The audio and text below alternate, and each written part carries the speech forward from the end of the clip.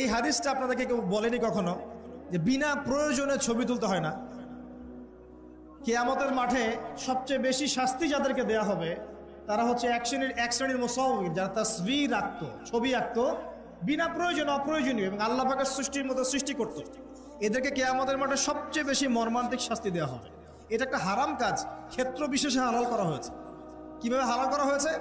Passport সাইজের ছবি ছাড়া আমার ভিসা হবে না, আমার পাসপোর্ট হবে না, আমার এনআইডি কার্ড হবে না।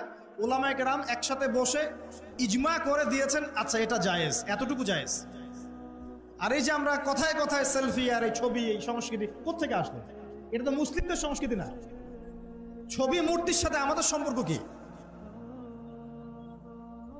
পিতার ছবিটা সুন্দর করে ঘরের মধ্যে লটকায় রাখছেন মালা দিয়ে, একদম কি বুঝাতে যাচ্ছেন আপনি? আপনি নেককার সন্তান, অথচ পিতার জন্য কোনো দোয়া নাই আপনার মনে।